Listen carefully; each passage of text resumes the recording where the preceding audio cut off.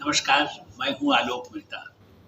आँखों देखा भारत में हम लोग इस समय इस तरह की चर्चा कर रहे हैं जिसमें दिसंबर का महीना है और जब भारत पाकिस्तान का युद्ध हुआ दिसंबर 1971 और बांग्लादेश के लिए जो लड़ाई हुई थी, मैं उसका कुछ उस समय मैं पत्रकारिता में एक एजेंसी हिंदुस्तान समाचार में काम करता था। देखते ये तो सही है कि जिस तरह बाकायदा हवाई हमले यहाँ से हवाई जहाज ऊपर से पाकिस्तान के आगरा तक पहुँचने की कोशिश करते थे, वो भी एक समय हमने जब देखा।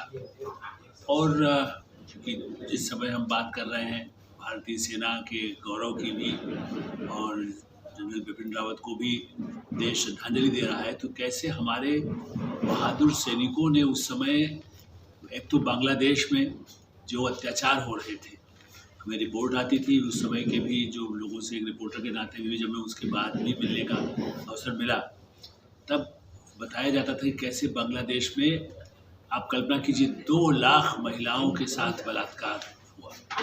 और हमारे इसीलिए बांग्लादेश की जो बंग वाहिनी है उसके लिए हमारे सैनिक तरीके से बॉर्डर पर यहाँ ऐसे लोगों को प्रशिक्षित, उनको सहायता की ज़रूरत थी कि वो कैसे संघर्ष करें।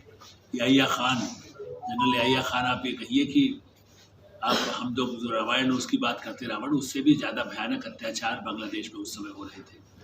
लाखों लोग जिसको कहते हैं बाहर निकल करके लड़ाई लड़ रहे, उसमें भारतीय सेना ने किस तरह से रोल अदा किया। एक तो लोगों की सहायता करना, जिन इलाकों तक पहुंच हो सकती थी पहले उस लड़ाई में, चूँकि जब वो अत्याचार हो रहा था तब वो भारत की तरफ, जब पाकिस्तान को लगा कि हम बांग्लादेश के उन लोगों की सहायता कर रहे हैं तो वो हमारे साथ एक तरह से उसका प्रतिकार करते थे, उन लोगों को और दबाते थे। तब हमारे भारतीय सैनिकों ने उनकी मदद की। और मैं इसलिए बताना चाहता हूँ कि उस समय कुछ विदेश मंत्रालय के लोगों से जब बात हुई मेरी, तो उन्होंने मुझे बताया कि देखो दुनिया में आज देखिए, आज रूस के राष्ट्रपति अभी हमारे यहाँ आए थे, अमेरिका के राष्ट्रपति से प्रधानमंत्री नरेंद्र मोदी के कितने अच्छे संबंध हैं और लगातार हो रहा है, ऐसा भी नहीं किया है। लेकिन एक प्रक्रिया में आज भारत के दुनिया के अधिकांश देशों के साथ, आप चीन को और पाकिस्तान को छोड़ दें जो दुश्मनी की तरह से, जबकि हमने अपनी तरफ से सौहार्द रखा है, लेकिन आज पश्चिमी देश कितना, ब्रिटेन, जर्मनी, मतलब कोरोना संकट भी आया तो ब्रिटेन के प्रधानमंत्री भारत के प्रधानमंत्री से बात करते हैं, जर्मनी की प्रधानमंत्री चांसलर जो है वो यहाँ से बात करती है, अब नए राष्ट्र है तो बधाई देने के लिए बात करते हैं। अमेरिका में चाहे बराक ओबामा हो या ट्रंप, लेकिन एक वो समय था जब बांग्लादेश का, मैं इसलिए कह रहा हूँ कि आज हमारा कितना समय बदला हुआ है। उस समय बांग्लादेश में इतनी जातियाँ हो रही थी, भारतीय सैनिक संघर्ष की इस तरह से सेना पर, सीमा पर लड़ रहे थे। उस समय 70% पश्चिमी देशों ने, जिसमें ब्रिटेन और ये सब यूरोप के देश शामिल हैं, अमेरिका तो बेड़ा ही ले आया था भारत के खिलाफ, 7वां बेड़ा उतार दिया था। तो उन लोगों ने, विदेश मंत्रालय के उस अधिकारियों ने बताया, जो मुझे अपने याददाश्त से, और कहीं मैं उस समय रिपोर्टिंग में अपना एजेंसी के लिए लिखना होता था, उसका तो कोई दस्तावेज होता नहीं, लेकिन फिर भी जो डायरियों में दर्ज है, तब 70% देशों ने भारत का संयुक्त राष्ट्र में भी बांग्लादेश को मान्यता देने से ही विरोध किया।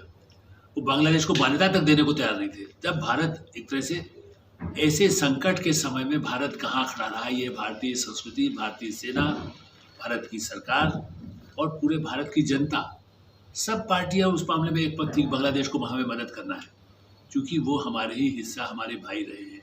और हमने ये नहीं कहा कि हम वहाँ कब्जा कर लें। आमतौर पर होता क्या है, जहाँ जिस देश के कहीं कोई सहायता करने पहुँचता है तो वहाँ जाकर के जम जाता 10-20 साल, जैसे अफगानिस्तान में अमेरिका बैठा रहा। भारत के सैनिकों ने 90,000, एक और घटना का मैं जिक्र करना चाहूँगा जिसमें मुझे अभी भी फिर याद आया, हमारे यहाँ से 3,000 सैनिक गए और बांग्लादेश के उस इलाके में 25,000 सैनिक थे। लेकिन आप कल्पना कीजिए, ये दस्तावेज आप देख सकते हैं, ऐसा नहीं कि मैं कोई आपको कहानी सुना रहा हूँ। हुआ ये कि वो 25,000 लोगों ने समर्पण कर दिया 3,000 के सामने।